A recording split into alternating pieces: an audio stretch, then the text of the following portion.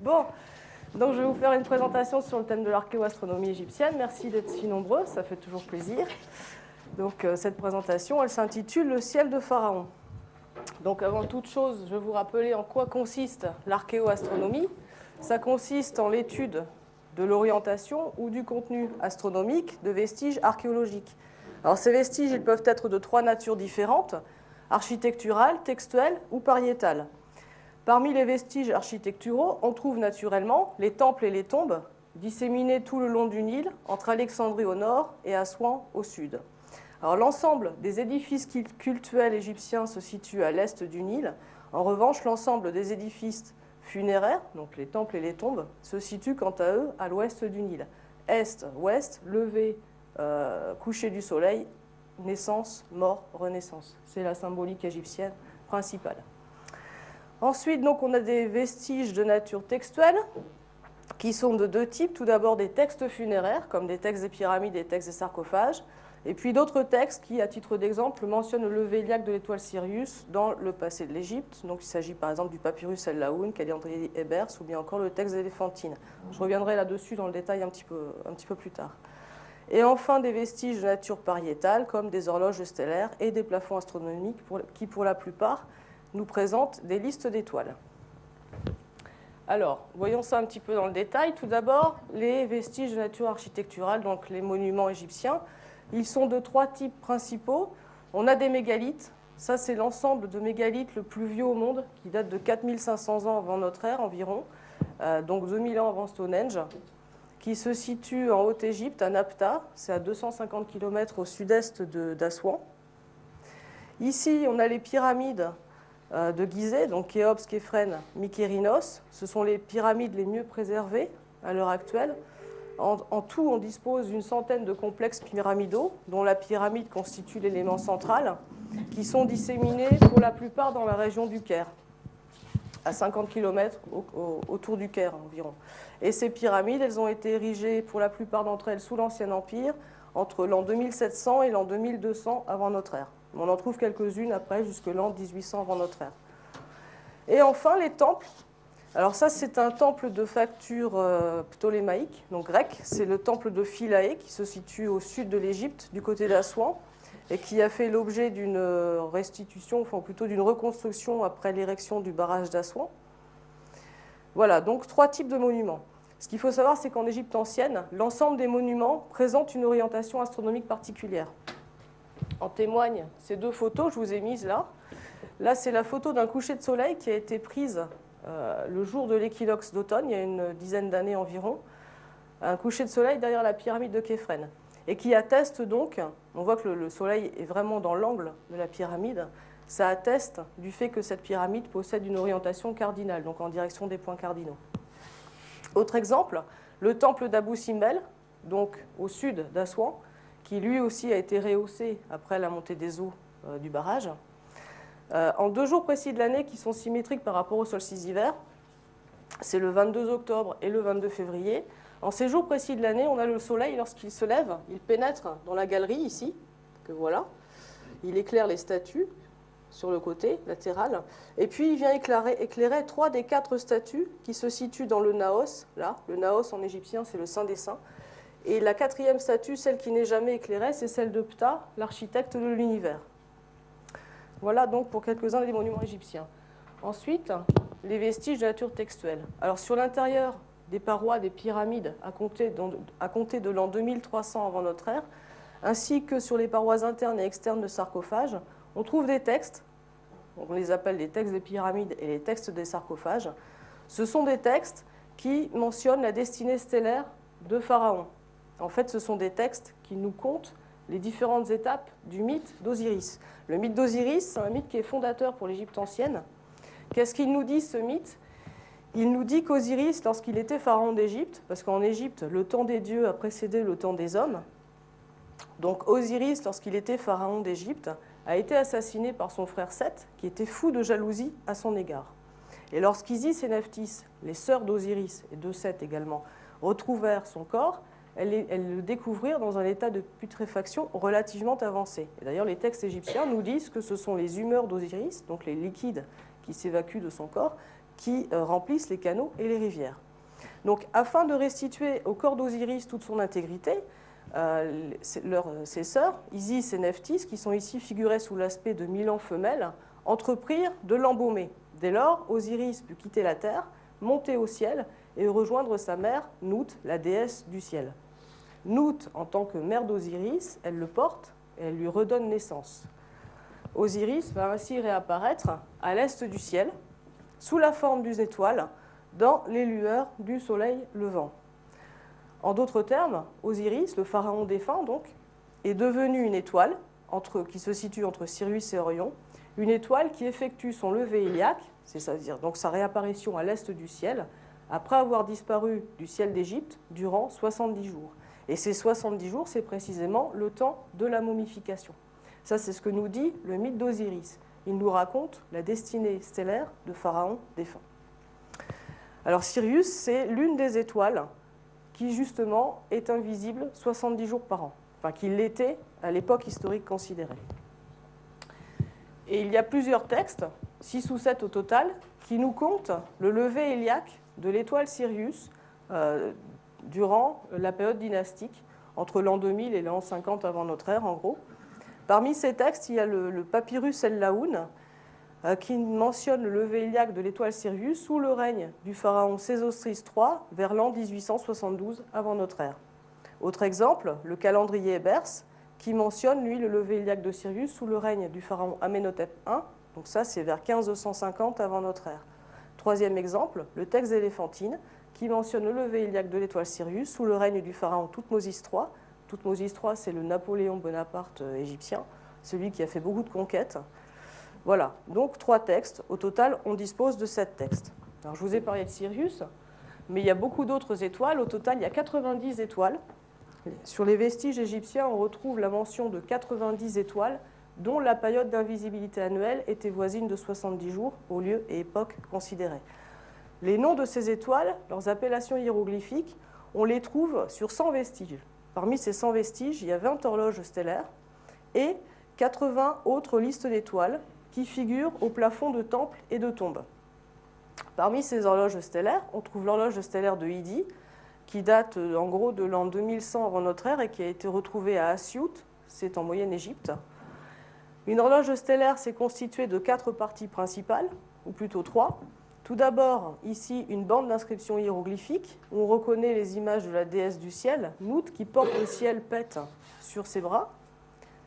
Ensuite, on a l'image de la cuisse de taureau, Meshketiu, c'est la grande ours. D'ailleurs, son corps est orné de 7 étoiles brillantes, tout comme la grande ours est définie, la constellation de la grande ours est définie par 7 étoiles visibles à l'œil nu. Et ensuite viennent les images d'Orion et de Sirius, figurées sous l'aspect d'Osiris et Isis. Donc corrélation entre les étoiles et les dieux du panthéon égyptien. Ensuite, on a une bande d'inscription horizontale ici, qui, elle, nous compte les offrandes que le pharaon devait faire aux divinités célestes, en particulier les étoiles, afin de renaître dans le monde de l'au-delà. Et enfin, ici, on a des colonnes, des cases en fait, dans lesquelles figure l'appellation hiéroglyphique d'étoile, invisible donc 70 jours par an, au même titre que Sirius, dans l'Égypte ancienne. Voilà pour les horloges stellaires. On reviendra un petit peu plus tard sur leur principe de fonctionnement. Ensuite, plafond astronomique. Ici, on a le plafond de la tombe de Senenmout à Der el-Bahari. Der el-Bahari, c'est au sud de l'Égypte, c'est en Haute-Égypte, à proximité de la vallée des rois, un petit peu au nord. Senenmout, c'était l'architecte de la reine Hatshepsut qui a vécu vers l'an 1450 avant notre ère. Au plafond de sa tombe, en fait, le plafond est en V comme ça, et chacune des 2 parties du plafond est représentée sur l'une des pentes de la tombe. Donc au plafond de cette tombe, on trouve le ciel d'Égypte, scindé en 2 parties, une partie nord ici et une partie sud là. Au nord, on retrouve la constellation Meshketiu, la grande ours, et ici, on trouve la constellation du dragon qui est figurée sous l'aspect d'un hippopotame auquel est adossé un crocodile.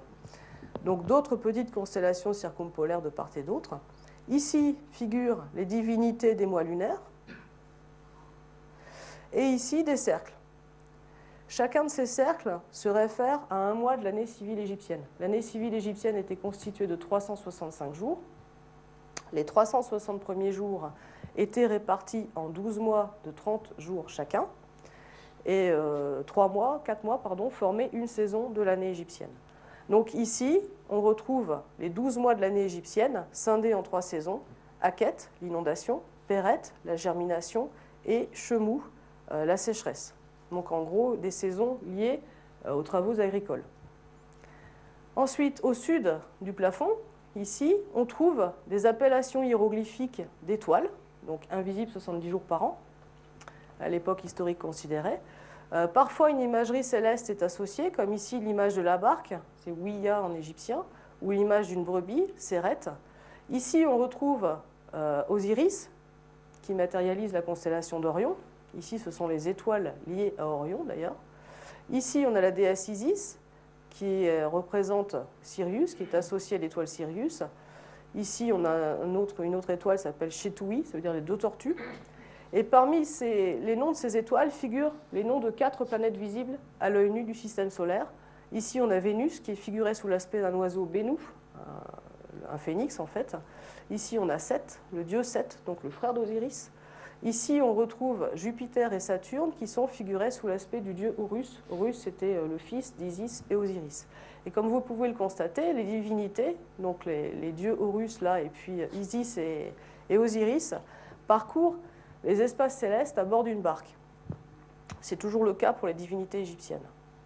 Donc, ce plafond-là, il nous permet d'obtenir une liste d'étoiles, qu'on va appeler une liste de type Senenmut. Autre plafond, le plafond de la tombe de Séti Ier à Thèbes-Ouest, donc dans la vallée des rois. Ce plafond, il date en gros de l'an 1300 avant notre ère. Lui aussi, il est constitué de 2 parties distinctes. Au nord, on retrouve ici les constellations circumpolaires, donc la Grande Ourse, le Dragon, etc. De part et d'autre, des divinités des mois lunaires.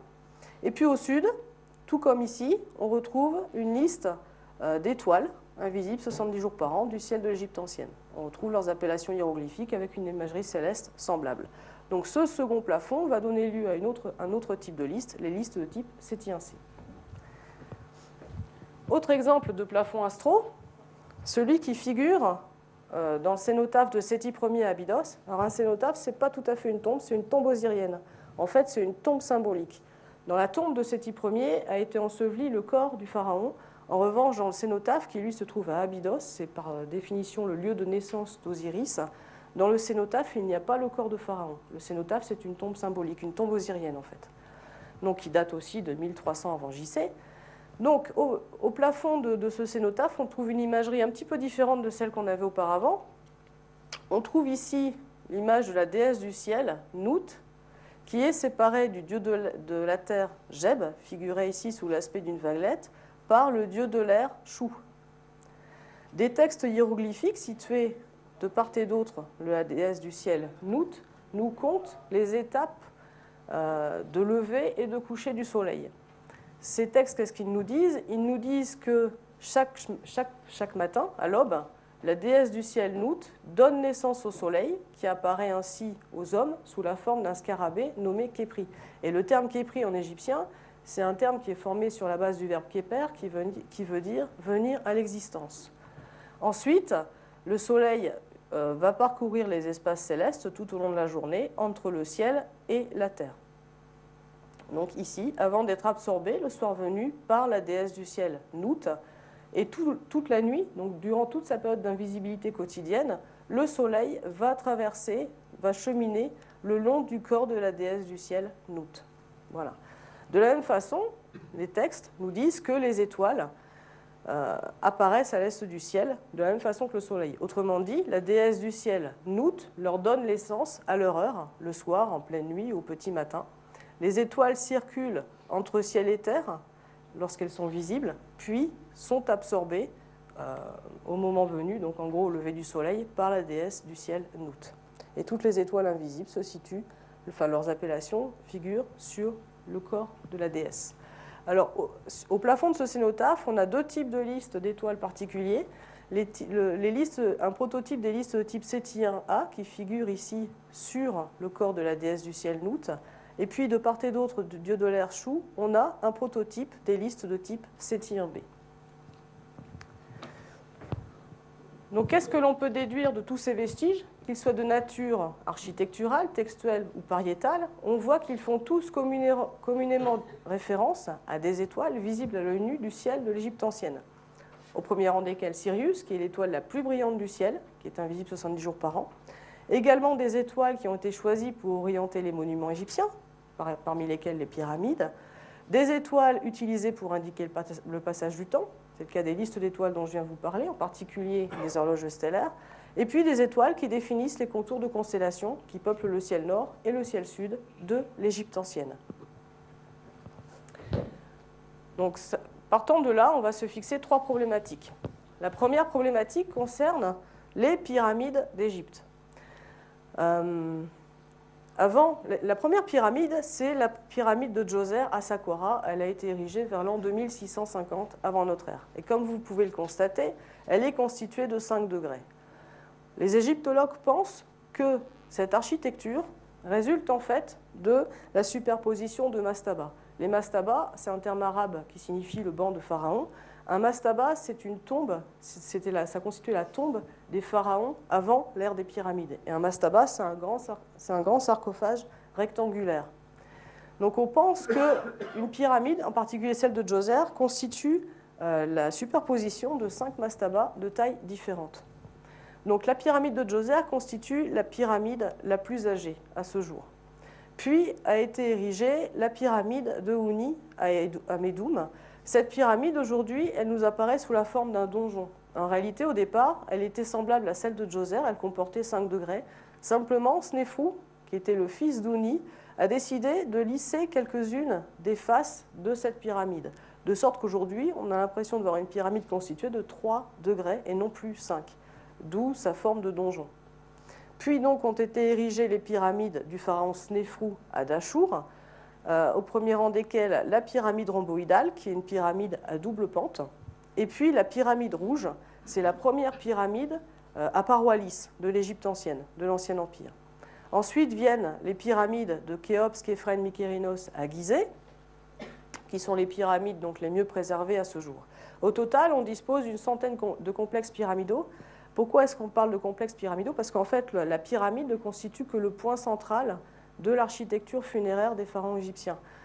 Tout autour de la pyramide, un complexe pyramidal, en fait, c'est constitué d'une enceinte qui est haute de 5 à 10 mètres, à l'intérieur de laquelle donc, on trouve la pyramide centrale, celle du roi, éventuellement des pyramides satellites qui sont consacrées aux reines, et puis des éléments cultuels comme des temples, des tables d'offrande, etc.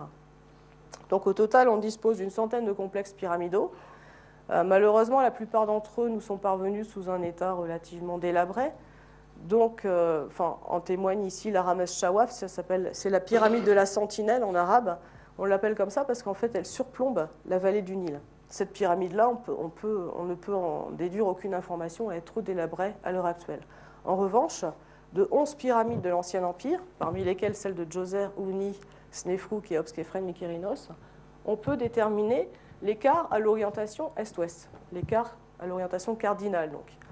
Alors sur ce graphe, en abscisse, on a le temps, donc l'Ancien Empire, de 2700 à 2200 avant notre ère.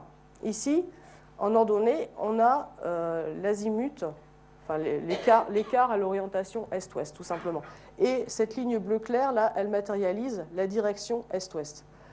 Donc, comme vous pouvez le constater sur ce graphe, on dispose des écarts à l'alignement est-ouest de 11 pyramides de l'Ancien Empire. Djoser, Houni, Snéfrou, Khéops, Djedefre, Képhren, Mykérinos, Néferkaré, Saouré et Ounas.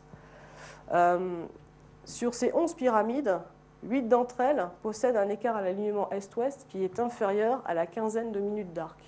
En particulier, celle de Khéops est caractérisée par un écart voisin de 6 minutes d'arc, ce qui est assez exceptionnel pour l'époque. En revanche, on dispose de 2 pyramides, celles de Djoser à Saqqara et de Saouré à Abouzir, qui, elles, sont caractérisées par un écart à l'alignement est-ouest égal à 3 degrés dans ce cas et 2 degrés dans le cas de la pyramide de Saouré. Donc la problématique, ça va être quoi?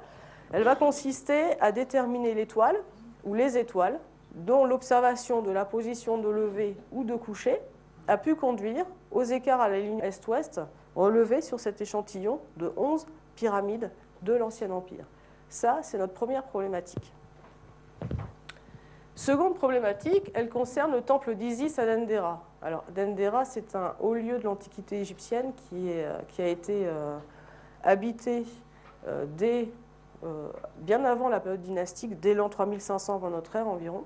On retrouve beaucoup de vestiges archéologiques qui datent d'avant et de pendant la période dynastique égyptienne. En particulier, ici, on a les restes d'un temple romain, le temple d'Isis, le temple de la naissance d'Isis, de la naissance de la déesse. Donc. Les archéologues, en fouillant les soubassements de ce temple, ont trouvé des vestiges de factures rameusides et ptolémaïques. Qu'est-ce que ça veut dire? Ça veut dire que ce temple, en fait, a été érigé à 3 reprises. Tout d'abord sous le règne de Ramsès II, vers l'an 1300 avant notre ère, puis sous le règne de Nectanebo Ier, vers 400 avant notre ère, et enfin sous le règne d'Auguste, vers l'an 50 avant notre ère, ou 54, je ne sais plus. Voilà. Et en même temps, donc, en découvrant ces soubassements, ils ont donc découvert des couches successives de pierres, et ils ont remarqué que l'axe principal du temple, à l'époque rameusside ou ptolémaïque, diffère de l'axe principal du temple à l'époque romaine, ici en rouge. Il y a un écart, un décalage, un écart d'orientation entre les deux axes principaux de ce même temple. Question, pourquoi? Donc ça va constituer la seconde problématique que l'on va étudier. Pourquoi l'axe principal de ce temple a-t-il été modifié au cours du temps? Ça, c'est notre seconde problématique. Troisième problématique. Je vais trop vite. Troisième problématique, elle concerne les listes d'étoiles que je vous ai présentées tout à l'heure. Donc, je vous ai dit, on dispose de 100 listes d'étoiles, parmi lesquelles 20 horloges stellaires. Voici une horloge stellaire intacte. Peu d'entre elles nous sont parvenues ainsi. En général, on dispose de fragments, mais celle-ci, elle est intacte. Donc, au centre, on retrouve les images de la déesse du ciel, Nout, Meshketiu, la grande ours. Ici, ce sont Orion et Sirius, figurés sous l'aspect d'Osiris et d'Isis. Ici, notre bande d'inscription horizontale qui compte les formules d'offrande. Et puis, de part et d'autre, les appellations hiéroglyphiques d'étoiles, comme en témoigne la figuration du sigle Séba qui signifie étoile. Alors, pour comprendre le principe de fonctionnement de cette horloge stellaire, on a remplacé les appellations hiéroglyphiques de chaque étoile par un nombre. Et voici ce qu'on obtient. On obtient une horloge stellaire théorique qui est constituée de 12 lignes et 40 colonnes. 12 lignes. Pourquoi 12 ? Chacune de ces lignes se réfère à une heure de la nuit égyptienne, une heure de nuit noire, depuis le soir jusqu'au matin. Chacune des 36 premières colonnes en partant de la droite se réfère quant à elle à une décade, une période de 10 jours de l'année civile égyptienne, qui en comptait 365. Et enfin, la dernière colonne se réfère aux 5 jours supplémentaires de l'année, les Ériou Renpet, que les Grecs ont qualifiés d'épagomènes. Donc ici, bande d'inscription verticale et là, horizontale. Alors, examinons la position d'une étoile, celle numérotée 12 par exemple. On voit qu'elle figure au bas de la première colonne, donc en 12e ligne. Ça signifie que cette étoile était utilisée pour marquer la 12e heure de nuit durant la première décade de l'année civile égyptienne. Une décade plus tard, donc 10 jours plus tard, cette étoile figure en 11e ligne. Autrement dit, ou son lever, ou son coucher, ou sa culmination indiquait donc la 11e heure de nuit.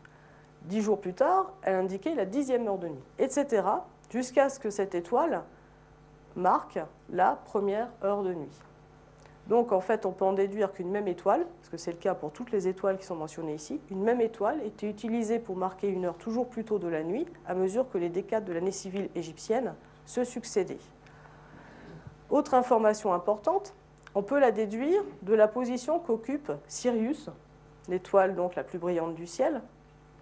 C'est ici l'étoile numérotée 31. La position qu'occupe Sirius sur ces horloges stellaires permet de savoir que ces horloges fonctionnaient sur la base de l'observation des levées successives d'étoiles. Levée héliaque, donc dans les lueurs de l'aube, ou levée nocturne. En particulier que l'étoile de 12e heure de nuit, l'étoile qui marquait la 12e heure de nuit, en fait, elle marquait cette 12e heure de nuit en effectuant son lever héliaque. Tandis que les 11 autres heures de nuit étaient était lié au lever nocturne d'une étoile. Alors, par ailleurs, on voit que les levers héliaques de chaque étoile sont distants, sont séparés de 10 jours, s'effectuent à 10 jours d'intervalle. Ça a valu à ces étoiles d'être qualifiées de décanales. Donc, par la suite, je parlerai des décans égyptiens pour parler des étoiles égyptiennes. On peut encore déduire une info de ces horloges stellaires. On peut convertir ce type d'horloge en liste d'étoiles en ne considérant que la succession des levées des étoiles qui y sont mentionnées. On obtient ainsi, à partir des 20 horloges stellaires initiales, deux types de listes, les listes de type GMAT et les listes de type CanMet, qui diffèrent tout simplement au travers de la figuration des décans de la constellation GMAT ou des décans de la constellation CanMet en tête de liste. Donc au total, si à ces 20 horloges stellaires, on ajoute les 80 listes d'étoiles dont je vous ai parlé tout à l'heure, on dispose de 6 types de listes. Les listes de type GMAT, CanMet, donc issues des 20 horloges stellaires, Sen-Mood, SETI1C, SETI1A et SETI1B, issues des plafonds astronomiques que je vous ai présentés tout à l'heure. Et ces listes, elles mentionnent les étoiles décanales, donc invisibles 70 jours par an du ciel d'Égypte, dans l'ordre de leur levée héliaque et de leur levée nocturne ou de leur culmination. Celles de type GMAT, CanMet, Sen-Mood, SETI1C, SETI1A mentionnent les étoiles dans l'ordre de leur levée héliaque et de leur levée nocturne. En revanche, les listes de type SETI1B mentionnent les étoiles dans l'ordre de leur levée héliaque et de leur culmination dans le méridien du lieu. Donc la troisième problématique, elle va être d'identifier les décans égyptiens à des étoiles visibles à l'œil nu de notre ciel à nous. On dispose des appellations hiéroglyphiques des étoiles décanales, des étoiles égyptiennes. Les progrès qui ont été effectués par les linguistes depuis l'époque de Champollion, donc ça va bientôt faire 2 siècles, nous permettent de connaître la signification de l'appellation hiéroglyphique de la plupart de ces décans égyptiens.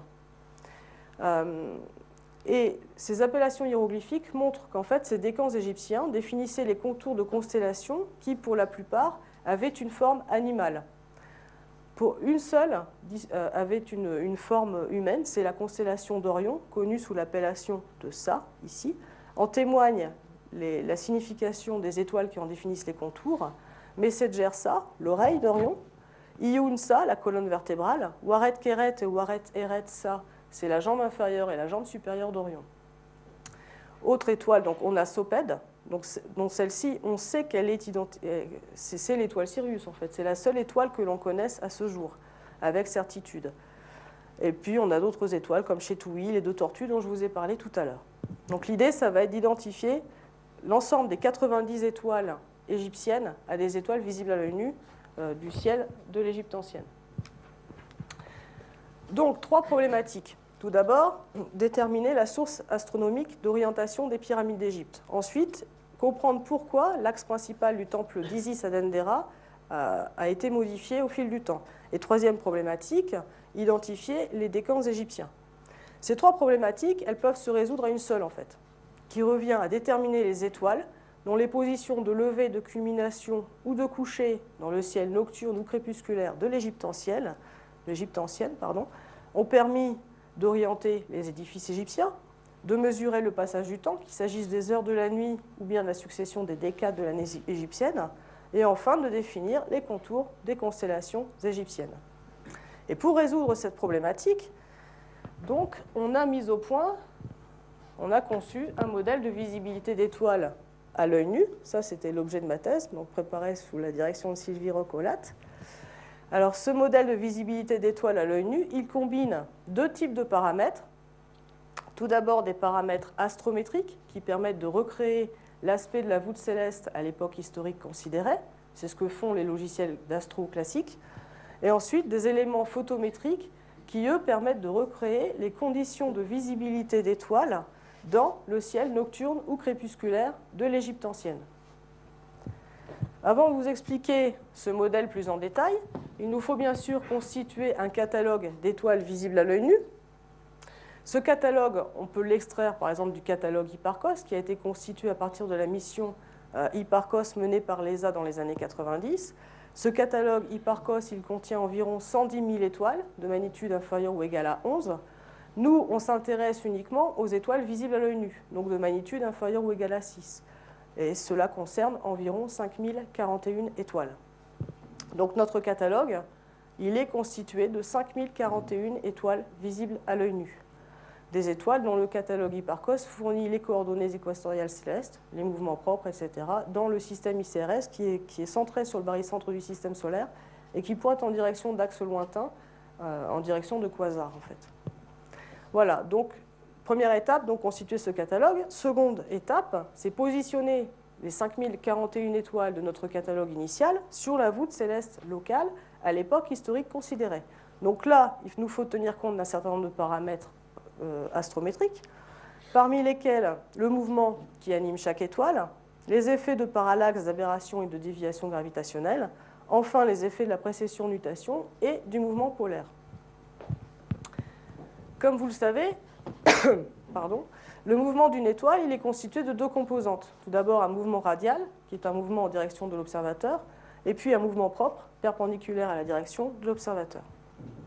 Ensuite, je vous ai dit que les coordonnées des étoiles fournies par le catalogue Hipparcos étaient indexées sur le barycentre du système solaire. Or, l'observateur égyptien, qui est situé sur la Terre, ne se situe pas au barycentre du système solaire que peut matérialiser le Soleil, mais à une certaine distance. Donc il nous faut apporter une certaine correction liée à cette différence de distance. Par ailleurs, l'observateur égyptien, lui, il va se mouvoir le long de l'orbite terrestre qui circule autour du Soleil. Second type de correction. Et enfin, troisième type, la vitesse de la lumière, elle est finie.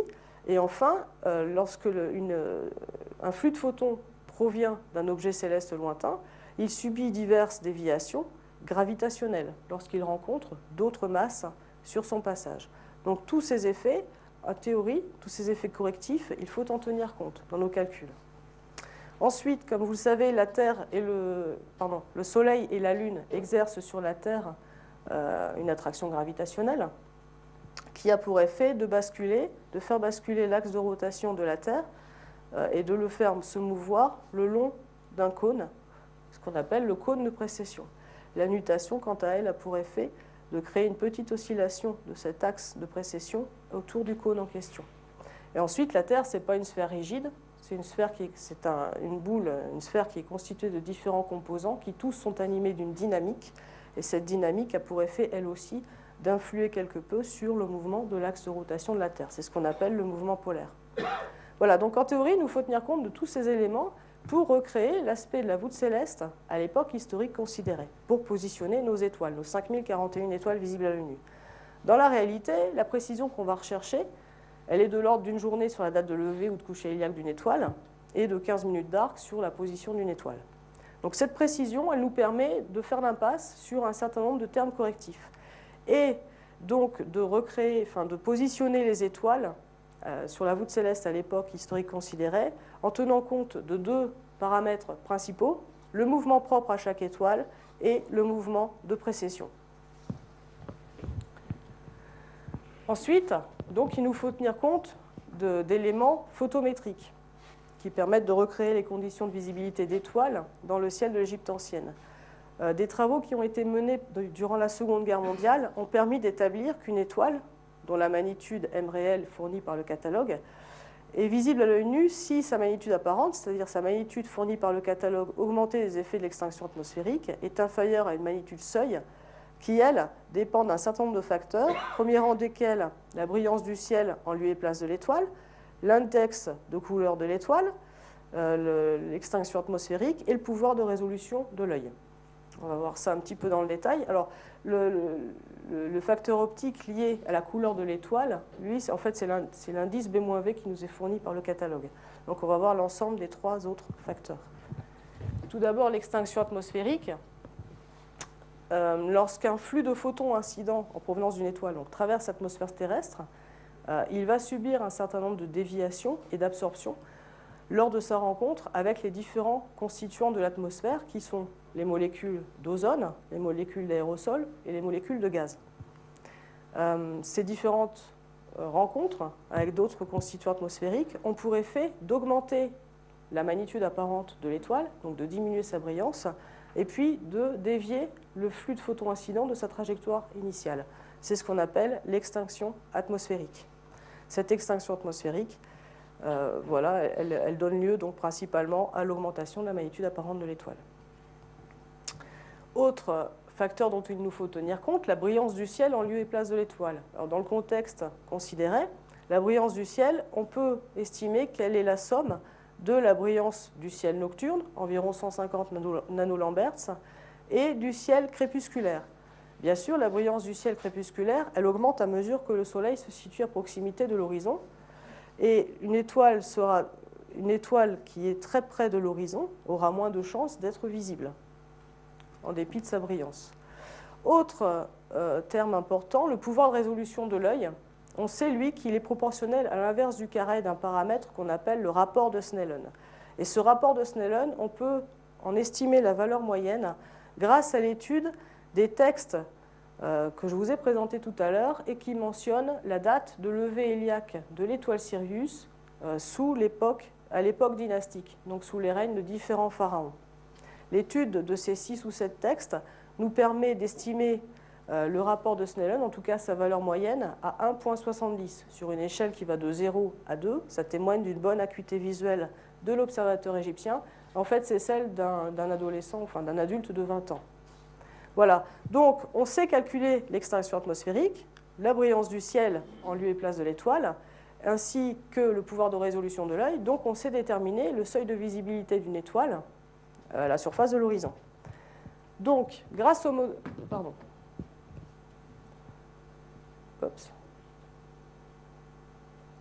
Donc, le modèle qu'on a constitué nous permet d'une part de localiser les 5041 étoiles visibles à l'œil nu sur la voûte céleste locale, à l'époque considérée, d'autre part de calculer le seuil de visibilité de chaque étoile à l'œil nu.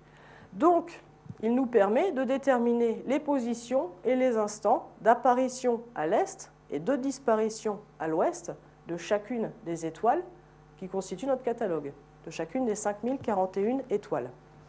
Donc, grâce à ce modèle, on va être en mesure d'apporter une réponse aux 3 problématiques que je vous ai posées tout à l'heure.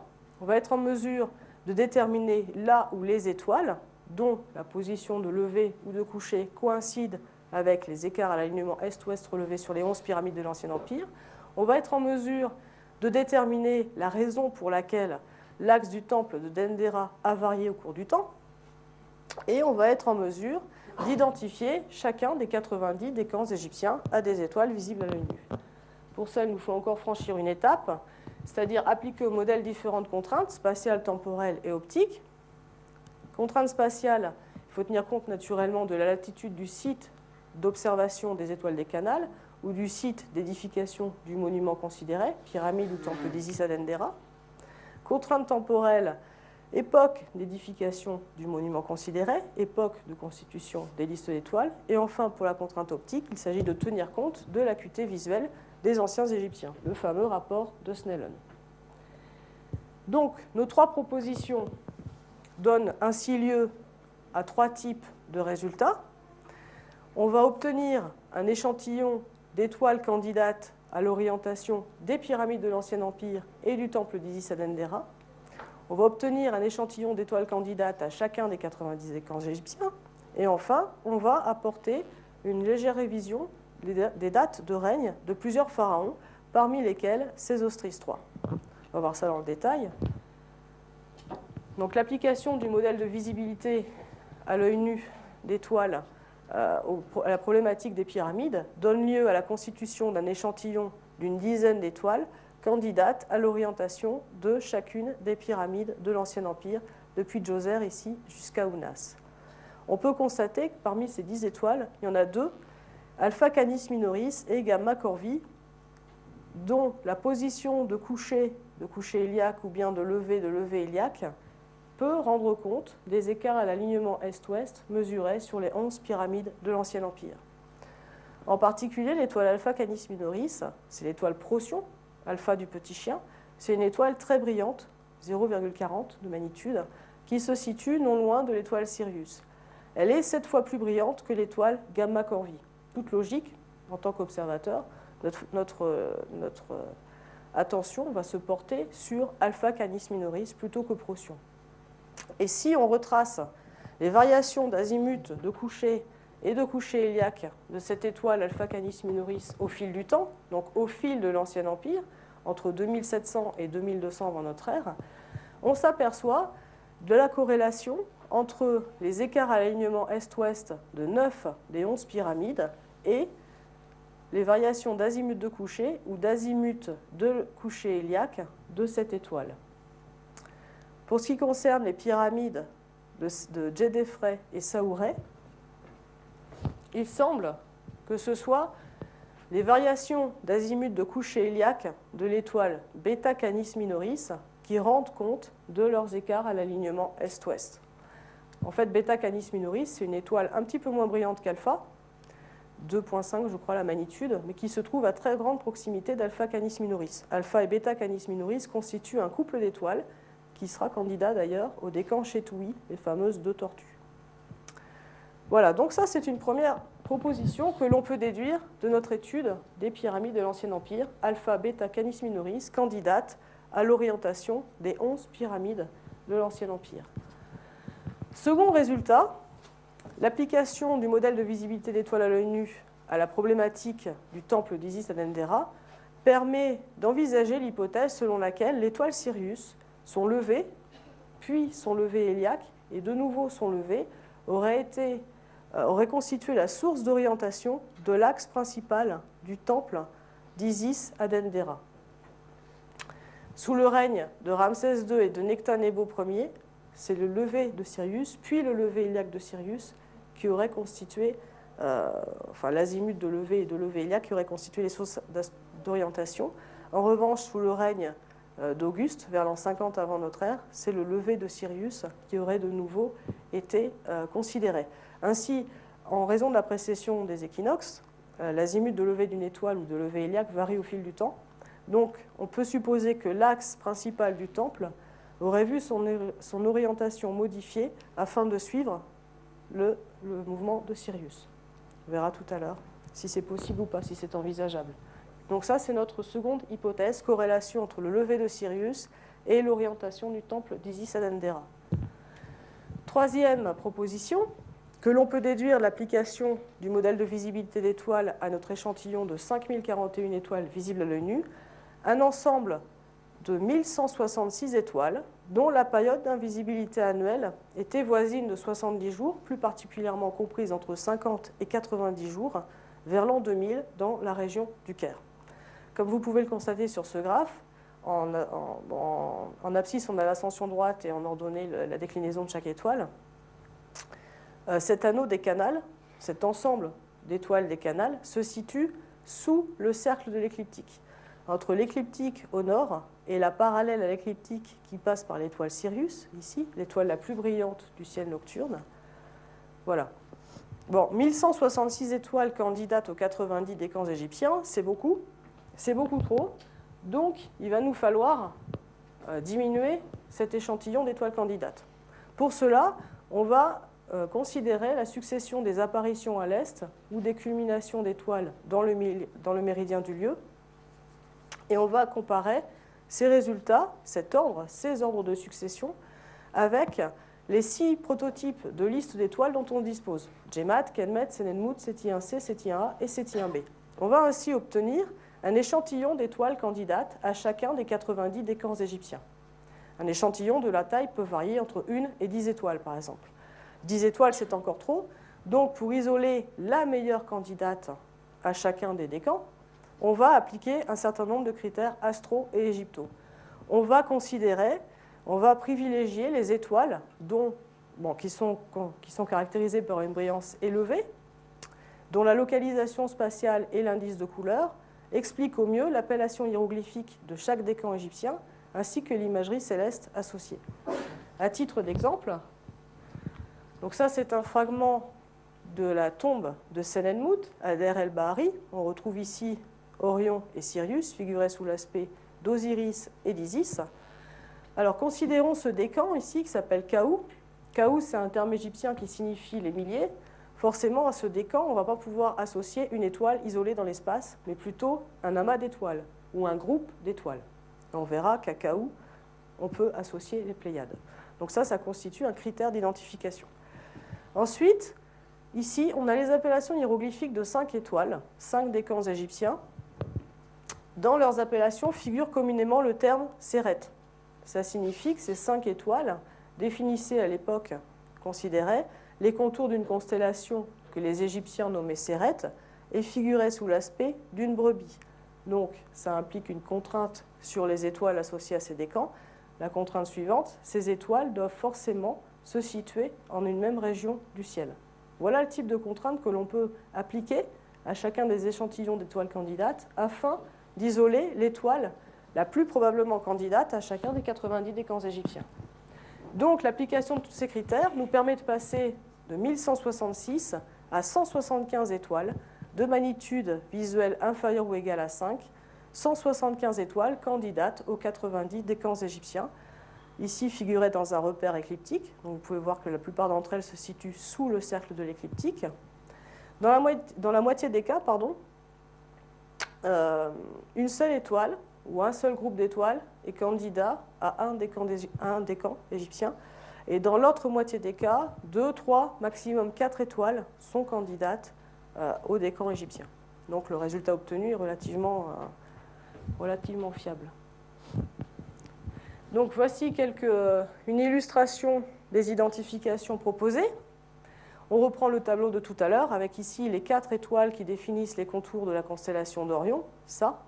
Messenger ça, donc l'oreille d'Orion, on peut maintenant l'associer à l'étoile lambda Orionis, Iunsa Zeta Tauri. On va voir ça sous la forme graphique, ce sera plus parlant. Voilà. Alors, ici, on a la constellation du Taureau. Ici, on a Orion. Ici, on retrouve Canis Major, le grand chien, et Monocéros, et Canis Minor ici. Donc, Iunsa, ce terme égyptien signifie la colonne vertébrale d'Orion. On remarque qu'effectivement, cette étoile se situe dans le prolongement de la colonne vertébrale d'Orion. Messenger ça, l'oreille d'Orion, cette étoile, elle se situe à l'emplacement de Meissa qui définit le visage d'Orion. Waret, Eret, et Waret, Keret, Sa, la jambe supérieure et la jambe inférieure d'Orion, en lieu et place des étoiles Rigel et Saïf. Lorsque l'on observe le lever de la constellation d'Orion à l'est du ciel, elle se lève comme ceci, et on voit que Rigel effectue son lever en premier, suivi de Saïf. Donc Rigel se trouve à une hauteur supérieure à celle de Saïf, ce qui explique l'appellation hiéroglyphique des décans associés. Comme vous pouvez le constater, l'appellation de chaque décan est vraiment liée à sa localisation spatiale. Donc ici, on retrouve Sopède, Sirius, Chetui, les 2 tortues. Donc si on étend ce résultat à l'ensemble de la voûte céleste, voilà ce qu'on obtient. Il s'agit ici d'une projection en 2 dimensions, donc sur le plan de l'écliptique, de l'ensemble des objets qui se situent au sud de l'écliptique. L'écliptique est défini par ce cercle rouge, là, que le Soleil donne l'impression de traverser au fil de l'année. Et en blanc, je vous ai indiqué les appellations hiéroglyphiques des constellations égyptiennes. Malheureusement, on dispose d'un nombre supérieur d'appellations hiéroglyphiques que d'imagerie égyptienne. Donc ici, on retrouve Orion, ici Sirius, lié à la déesse Isis, Chetui, nos 2 tortues, Kenmet, Kaoudjat, etc. Ici, on a un décan qui s'appelle Sebaou Maou, qui signifie l'amas d'étoiles. Et effectivement, ce décan, il se situe dans une zone qui est traversée par la Voie lactée et qui est constituée d'un grand nombre d'étoiles. Ici, on retrouve Ouïa, notre barque, Séret, la brebis, Kaou-Baou, les 2 esprits, les 2 âmes, et ici, les Kaou, donc notre amas des Pléiades. Voilà, donc maintenant, on est en mesure de dresser la carte des constellations égyptiennes, grâce au modèle de visibilité d'étoiles. Donc, on a apporté une réponse à nos 3 problématiques. À la question de savoir quelles étoiles ont pu constituer la source d'orientation des 11 pyramides de l'Ancien Empire, on peut répondre le couple d'étoiles Alpha, Beta, Canis Minoris. On a envisagé la possibilité également que Sirius soit candidate à l'orientation du temple d'Isis à Dendera. Et enfin, on a isolé 175 étoiles, visibles à l'œil nu, candidates aux 90 décans égyptiens. Donc 3 propositions dont maintenant on va tester la validité en appliquant divers tests de nature archéologique et astronomique. Pour ce qui concerne les pyramides d'Égypte, tout d'abord, sur les parois du temple d'Edfou, donc c'est en Moyenne Égypte, figure une cérémonie que l'on nomme la cérémonie de l'extension du cordeau, qui nous conte la façon dont Pharaon procédait à l'orientation des temples égyptiens. Cette cérémonie, donc, on en trouve des fragments vers l'an 800 avant notre ère, mais on sait qu'elle existait déjà à l'époque des pyramides sous l'Ancien Empire. Donc, que nous disent ces textes? Ils nous disent que Pharaon, pour procéder à l'orientation du temple, il était aidé de la déesse Séchat, ici. Alors, tout d'abord, il observait le mouvement des étoiles. Et il nous dit que lorsque la constellation de la Grande Ourse, Meshketiu, se trouvait dans une configuration géométrique particulière, alors il procédait à l'orientation du temple.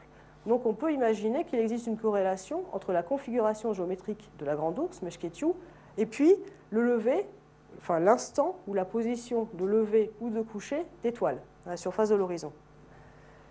Alors, il se trouve que, bon, je suis désolée, on ne voit pas très bien là. Ici, on a la Grande Ourse, là, les 7 étoiles visibles à l'œil nu, Eta Ursae Majoris, qui en définit l'extrémité. Il se trouve que lorsque cette étoile, Eta Ursae Majoris, effectue sa culmination dans le ciel nord, notre couple d'étoiles, Alpha, Beta, Canis Minoris, candidate donc à l'orientation des 11 pyramides, effectue son coucher, ou son coucher héliaque. On a donc une corrélation entre une configuration géométrique particulière de la constellation de la Grande Ourse et puis l'instant de coucher de ces 2 étoiles. Donc, notre hypothèse, elle est compatible avec un vestige archéologique dont on dispose. Est-elle compatible avec d'autres sources historiques, notamment des variations chronologiques? Vous le savez, les égyptologues disposent de plusieurs chronologies qui ont été établies sur la base de 2 vestiges principaux, la liste royale d'Abydos et le papyrus de Turin. Contrairement à nous en sciences exactes, les égyptologues établissent plusieurs chronologies à partir de plusieurs sources de données. Nous, on aurait tendance à dire tel pharaon a régné, je sais pas, vers l'an 1000 avant notre ère, plus ou moins 50 ans. Les égyptologues vont dire non, non, nous on dispose de 3 chronologies, l'une selon laquelle le pharaon aurait régné à partir de l'an 1050, une autre à partir de l'an 1000 et une troisième à partir de l'an 950. Donc on a une chronologie basse, une chronologie médiane et une chronologie haute. L'hypothèse selon laquelle le couple d'étoiles Alpha, Beta, Canis Minoris aurait été utilisé pour orienter les 11 pyramides de l'Ancien Empire, cette hypothèse a été construite dans le cadre d'une chronologie médiane. Résiste-t-elle à des variations chronologiques? Si l'on passe de la chronologie médiane à la chronologie basse, voilà ce qu'on obtient. Toujours cette corrélation entre les écarts à l'alignement est-ouest des pyramides et les azimuts de coucher ou de coucher héliaque de l'étoile. On obtient le même résultat pour Beta Canis Minoris, je ne vous l'ai pas indiqué là, mais vous pourrez le vérifier sur mon site si vous le souhaitez. Et là, lorsque l'on passe de la chronologie médiane à la chronologie haute, on constate également la corrélation entre ces écarts à l'alignement est-ouest et les azimuts de lever et de coucher d'étoiles. Donc, notre hypothèse, selon laquelle Alpha, Beta, Canis Minoris aurait été utilisé pour orienter les pyramides de l'Ancien Empire, résiste à des variations chronologiques. Donc, a priori, c'est une hypothèse valable.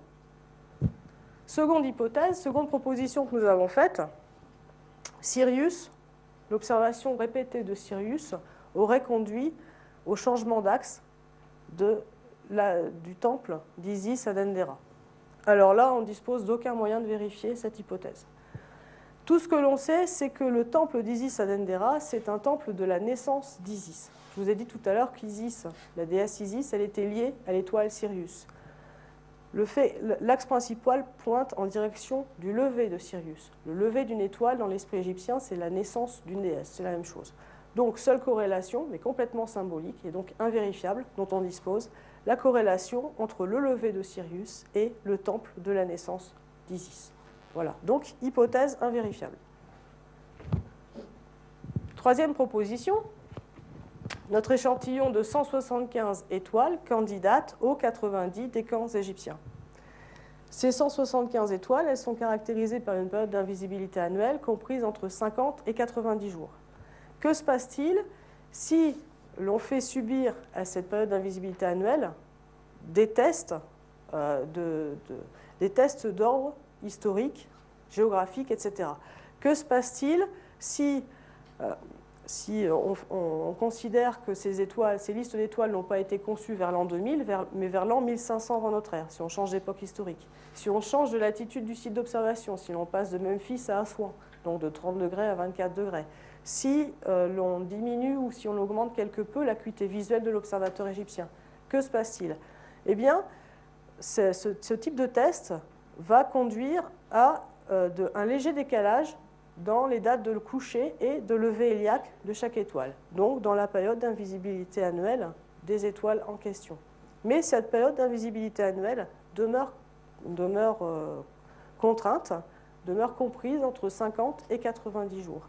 Donc on peut considérer que notre échantillon d'étoiles candidates est un bon échantillon qui résiste à des variations d'ordre historique, géographique, visuel.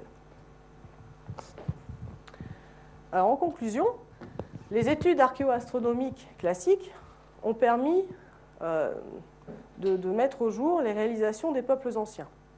Tout d'abord, la définition des grands cercles de la sphère céleste, à savoir l'horizon, l'écliptique ou bien encore l'équateur, par rapport auquel les Égyptiens, les Mésopotamiens et les Chinois effectuaient leurs observations. Ensuite, l'établissement des premiers calendriers solaires, lunaires, lunisolaires, établis à partir de l'observation des cycles célestes. Et enfin, la constitution des premiers catalogues d'objets célestes, catalogues stellaires, catalogues planétaires. Ça, ce sont des réalisations des peuples anciens, d'avant notre ère. La conception d'un modèle de visibilité d'étoiles à l'œil nu, ça permet d'aller plus loin, ça permet de mieux connaître les réalisations de ces peuples anciens, en particulier du peuple égyptien. Ça permet de dresser la carte des constellations égyptiennes, que je vous ai montré tout à l'heure. Ça permet d'affiner la chronologie historique, en particulier les dates de début de règne de certains pharaons, comme Sésostris III. Et enfin, ça permet de déterminer la source astronomique d'orientation des édifices égyptiens. Je vous ai dit tout à l'heure que le couple d'étoiles Alpha, Beta, Canis, Minoris était sans doute candidat à l'orientation des 11 pyramides de l'Ancien Empire, en particulier que leur azimut, l'observation répétée de leur azimut de coucher ou de coucher héliaque avait conduit à l'écart à l'alignement de ces 11 pyramides, qui se situent à l'ouest du Nil. Coucher d'étoiles, ouest du Nil. Je vous ai dit également qu'il était possible que l'observation répétée de l'étoile Sirius ait conduit à l'orientation du temple d'Isis à Dendera. Lever de l'étoile Sirius, temple de Dendera situé à l'est du Nil. Est-ce qu'il existe une corrélation entre la localisation géographique des monuments égyptiens, donc les temples situés à l'est du Nil, ou bien les pyramides, donc les tombes situées à l'ouest du Nil, et puis la source astronomique d'orientation de ces édifices. Observation des levées d'étoiles, observation des couchers d'étoiles. Cette corrélation existe-t-elle? Rendez-vous dans quelques années, lorsque j'aurai étudié les écarts à l'orientation est-ouest de beaucoup d'autres monuments. Voilà, je vous remercie.